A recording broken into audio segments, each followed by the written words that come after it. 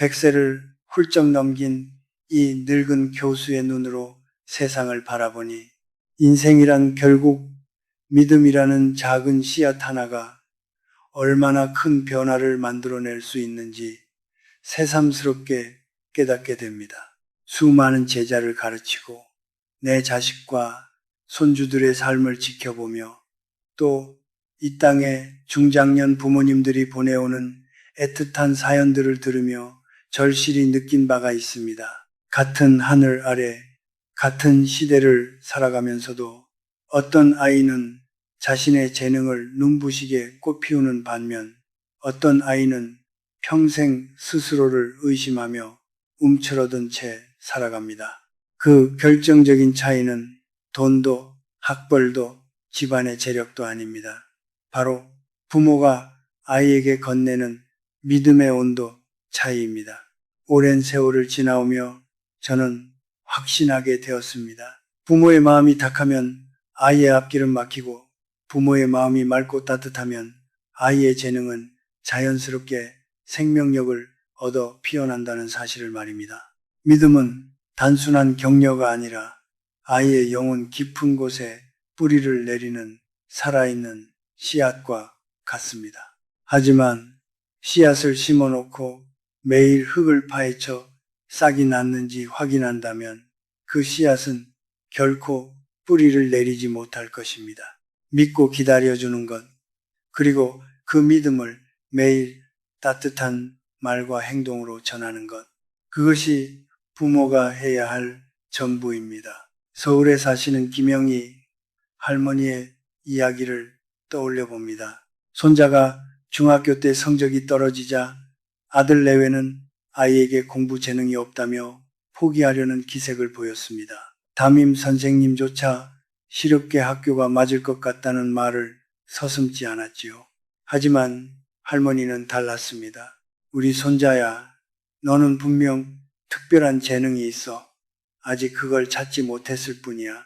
할머니는 손자를 유심히 관찰하며 수학 문제집 귀퉁이에 그려진 그림과 심심풀이로 낙서하던 만화 속에서 아이의 빛나는 재능을 발견했습니다.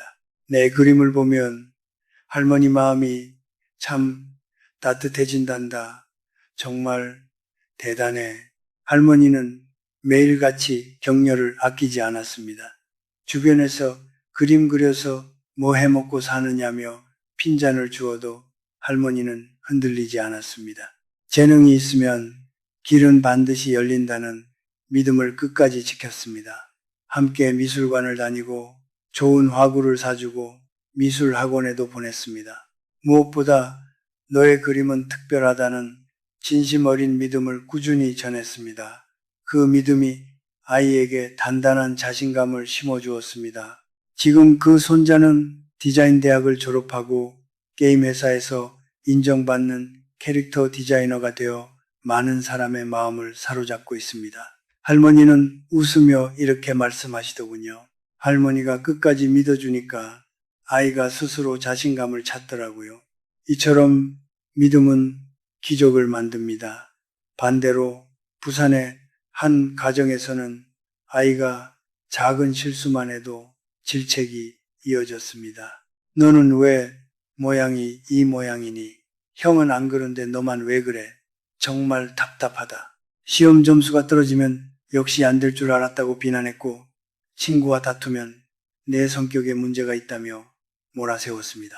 그 아이는 이제 30이 넘었지만 새로운 일에 도전할 때마다 어차피 안 될 거야 라고 지레짐작하며 뒷걸음질 칩니다. 연애를 할 때조차 나 같은 사람을 왜 좋아하냐고 묻곤 합니다. 어린 시절 들었던 불신의 말들이 아직도 그의 가슴을 짓누르고 있는 것입니다. 저는 이 두 이야기를 들으며 수십 년 전 제 강의실에서 보았던 제자들을 떠올렸습니다. 부모로부터 내 안에 보석이 숨어 있다는 믿음을 받은 제자는 어려운 시절에도 포기하지 않고 훌륭한 학자가 되었습니다. 반면 너는 안 된다는 말을 들으며 자란 제자는 평생 스스로를 의심하다가 나이가 들어서야 겨우 그 굴레를 벗어날 수 있었습니다. 한국청소년정책연구원의 최근 데이터도 이를 증명합니다. 부모로부터 믿음과 지지를 받는 청소년들은 그렇지 못한 경우보다 자존감이 현저히 높고 불안감이나 외로움도 훨씬 적다는 사실이 수치로 입증되고 있습니다. 특히 40, 60대 부모님 세대라면 깊이 공감하실 것입니다. 우리 시대의 경쟁이 치열할수록 아이의 마음에 심어준 믿음이 평생을 버티게 하는 든든한 버팀목이 된다는 사실을요. 자식이 잘 되는 집안의 부모들은 아이가 실패했을 때 이렇게 말합니다. 이번엔 잘 안 됐지만 다음에는 분명히 될 거야. 우리 아이가 다른 아이들보다 조금 늦더라도 괜찮아. 자기만의 속도가 있는 법이니까 천천히 가도 괜찮아. 남들이 그 아이는 안 될 거야 라고 말해도 우리 아이만큼은 반드시 해낼 것이라는 믿음을 결코 버리지 않습니다. 이 믿음은 단순한 수사 구절이 아닙니다. 부모의 진심입니다. 부모가 진심으로 믿으면 아이도 자신을 믿게 되지만 부모가 의심하면 아이도 자신을 의심하게 됩니다. 100년을 넘게 살아오며 깨달은 인생의 진리입니다. 성공은 외부의 조건에서 시작되는 것이 아니라 누군가로부터 받은 나에 대한 믿음에서 시작됩니다. 당신은 지금 자식에게 어떤 말을 건네고 계십니까? 아이의 가능성을 보고 계신가요? 아니면 현재의 부족함만 보고 계신가요? 그 작은 차이가 아이의 인생을 송두리째 바꿀 수 있습니다. 믿음이 아이의 마음에 씨앗을 심는다면 그 씨앗을 싹 틔우고 가꾸는 것은 바로 부모의 삶 그 자체입니다. 억지로 재촉하면 아이는 자신감만 잃을 뿐입니다. 조금 더 여유를 가지고 기다려주세요. 한 할머니는 손자와 함께 천천히 문제를 풀어가며 조력자 역할을 자처했습니다. 하루에 한 문제씩 틀려도 다시 해보자 라고 따뜻하게 격려하고 구구단을 노래로 만들어 즐겁게 외우게 했지요. 할머니도 어릴 때는 수학이 참 어려웠단다. 하지만 포기하지 않고 꾸준히 노력했더니 나중에는 결국 잘하게 되었지. 할머니는 자신의 솔직한 경험을 들려주며 아이의 마음을 다독였습니다. 무엇보다 손자가 조금이라도 발전한 모습을 보이면 아낌없이 칭찬했습니다. 어제보다 훨씬 빨라졌구나. 이 복잡한 문제를 네 힘으로 직접 풀다니 정말 대단해. 그렇게 6달이 지나자 놀라운 변화가 찾아왔습니다. 손자의 수학 실력이 눈에 띄게 향상되었을 뿐 아니라 공부에 대한 자신감이 솟아오른 것입니다. 이제는 시키지 않아도 스스로 문제집을 펼친다고 합니다. 손자는 당시의 마음을 이렇게 회상했습니다. 할머니는 제가 문제를 잘 못 풀어도 화를 내지 않으셨어요. 그래서 마음이 편안했고 오히려 더 잘하고 싶은 의욕이 생겼어요. 할머니께서 끝까지 기다려주시니 저도 포기하고 싶지 않았거든요. 반면 서울의 어떤 가정에서는 아이가 조금만 늦어도 다른 애들은 다 하는데 왜 너만 못하니? 라며 끊임없이 몰아세웠습니다. 학원을 3군데나 보내고 집에서도 하루 종일 공부만 강요했지요. 결국 아이는 스트레스를 견디지 못하고 성적이 더 떨어졌으며 어차피 나는 안 돼 라는 말을 입에 달고 살게 되었습니다. 공부에 대한 흥미를 완전히 잃어버린 것입니다. 부모의 조급함이 아이의 잠재력을 무너뜨린 전형적인 사례라 할 수 있습니다. 교육부와 청소년정책연구원의 최근 조사 결과에서도 이 사실은 명확히 드러납니다. 아이의 발달 속도를 존중받으며 자란 경우 자존감과 학습 동기가 40% 이상 높게 나타났습니다. 특히 40, 60대 부모 세대가 손주 교육에 관여할 때 기다림은 아이를 지키는 가장 강력한 보호 요인이 됩니다. 우리는 속도가 생명인 사회 속에 살고 있지만 아이의 계절을 존중하는 여유만큼은 반드시 가져야 합니다. 저는 젊은 날 아이들이 각기 다른 속도로 성장하는 모습을 지켜보며 기다림의 지혜를 배웠습니다. 한 아이는 일찍 꽃을 피웠고 또 한 아이는 긴 겨울을 묵묵히 견디며 깊이 뿌리를 내렸지요. 재촉하지 않고 묵묵히 곁을 지키니 결국 모두가 자신의 길을 찾아갔습니다. 100년을 넘게 살아온 제 삶이 증명하는 진리는 이렇습니다. 급하게 자라는 나무는 작은 바람에도 쉽게 꺾이지만 천천히 자라는 나무는 세월의 무게를 이겨내며 오래도록 푸르름을 유지합니다. 당신은 자식의 계절을 존중하고 있습니까? 아니면 당신의 조급함을 강요하고 있습니까? 아이가 조금 늦는다고 불안해하지 마십시오. 그 여유로운 기다림이 아이의 마음에 깊은 뿌리를 내려 인생의 어떤 비바람에도 흔들리지 않는 힘을 줄 것입니다. 이제는 비교라는 독을 내려놓아야 할 때입니다. 100세를 훌쩍 넘긴 이 늙은 교수가 오랜 세월 수많은 가정을 지켜보며 깨달은 것은 비교만큼 아이의 영혼을 서서히 말려 죽이는 것은 없다는 사실입니다. 각자의 재능은 저마다의 때에 저마다의 방식으로 꽃피기 마련입니다. 그런데도 우리는 너무나 쉽게 저 아이는 저렇게 잘하는데 우리 아이는 왜 이럴까 하며 눈길을 돌리곤 합니다. 특히 경쟁의 시대를 살아온 우리 40대 부모 세대는 비교를 당연한 것으로 여겨왔습니다. 하지만 100년을 넘긴 눈으로 바라본 비교는 아이의 날개를 꺾어버리는 날카로운 칼날과 다름없었습니다.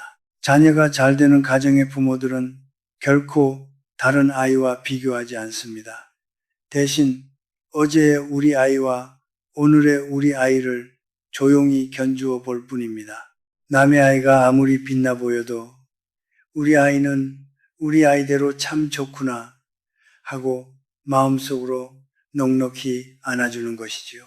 제주도에 사시는 강수진 할머니 가명의 이야기는 그 아름다운 예시입니다. 큰 손자는 공부를 잘해 늘 1등을 했고 작은 손자는 공부는 평범했지만 축구를 사랑하고 잘했습니다. 주변에서는 끊임없이 비교하며 상처를 주었지요. 큰 손자는 저렇게 잘하는데 작은 손자는 왜 공부를 안 하니? 형처럼 좀 하면 어디가 덧나니? 학교 선생님마저 형을 본받으라고 말하곤 했습니다. 하지만 할머니는 단호했습니다. 우리 큰 손자는 머리가 좋고 작은 손자는 몸을 쓰는 재능이 있단다. 둘 다 자기만의 방식으로 빛나는 훌륭한 꽃들이지.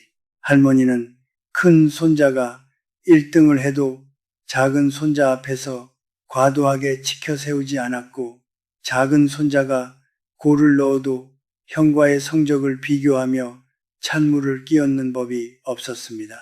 너희는 둘 다 할머니의 자랑이야. 큰 손자는 공부로, 작은 손자는 운동으로 할머니를 기쁘게 해주어 정말 고맙구나. 그렇게 자란 두 형제는 지금 각자의 자리에서 의사와 태권도 사범으로 훌륭히 성장했습니다. 작은 손자는 이렇게 말합니다. 할머니가 저를 있는 그대로 인정해 주셨기 때문에 자신감을 가질 수 있었어요. 만약 형과 계속 비교당했다면 저는 열등감에 빠져 아무것도 하지 못했을 거예요. 반대로 형과 끊임없이 비교당하며 자란 아이는 성인이 되어서도 자신감을 잃고 위축된 채 살아갑니다. 비교는 독입니다. 비교당한 아이는 자신감을 잃고 비교 대상이 된 아이는 과도한 부담감을 안게 되어 가족 전체가 경쟁자가 되어버리기 때문입니다. 마지막으로 덧붙일 것은 실패를 대하는 태도입니다. 100세가 넘는 삶 속에서 제가 얻은 결론은 실패를 두려워하지 않는 부모가 자식을 가장 강하게 만든다는 것입니다. 넘어지는 것을 두려워하면 결코 스스로 일어설 수 없습니다.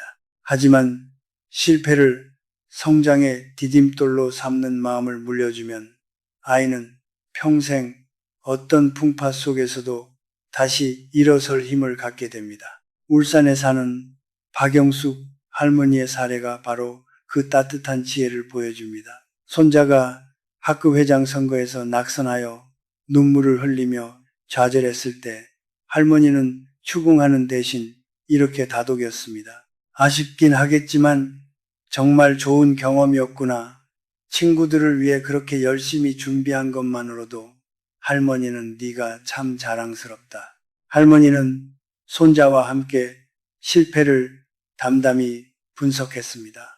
다음에는 긴장을 어떻게 줄일 수 있을까라고 물으며 도전에 대한 용기를 북돋아 주었지요.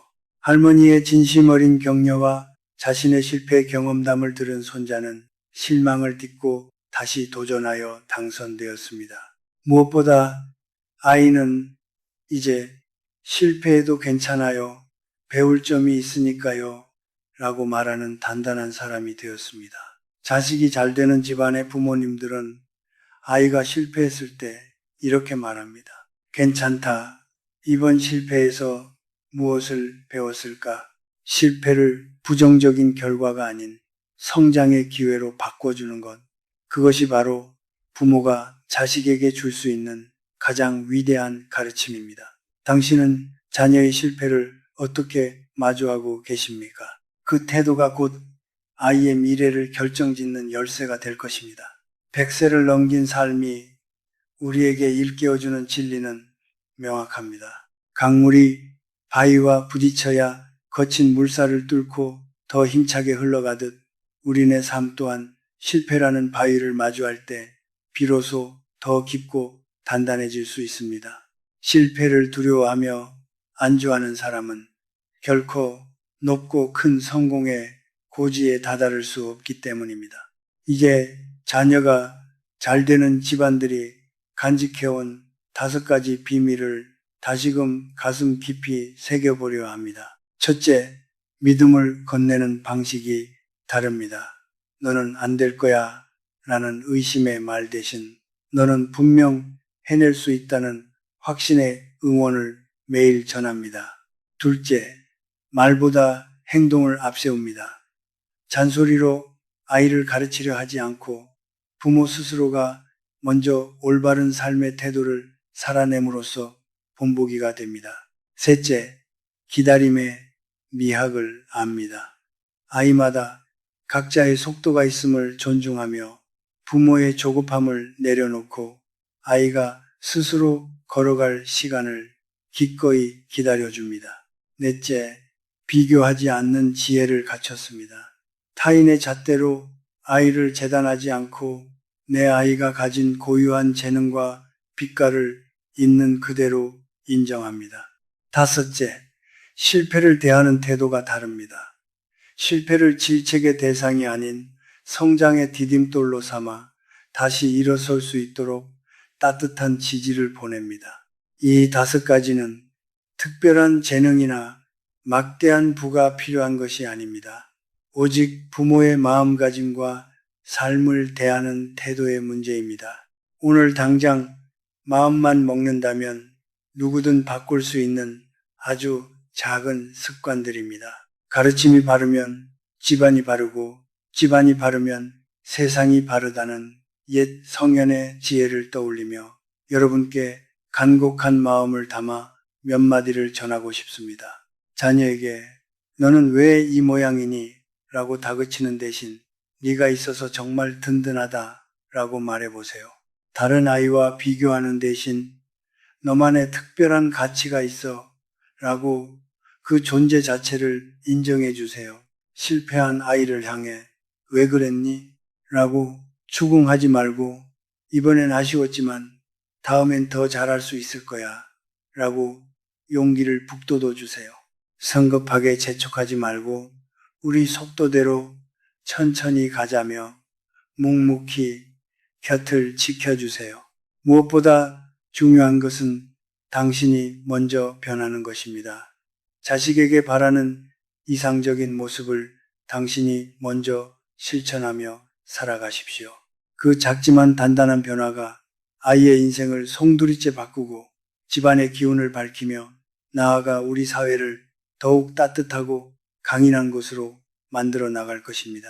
이것은 100세를 넘긴 한 늙은 교수가 긴 세월을 거쳐 여러분께 전하는 마지막 당부이자 메시지입니다. 오늘부터 시작해도 결코 늦지 않습니다. 당신의 따뜻한 믿음 한마디, 깊은 인내심 한번, 그리고 아이를 바라보는 사랑 어린 눈빛 하나가 자식의 평생을 비추는 영원한 등불이 될 것입니다.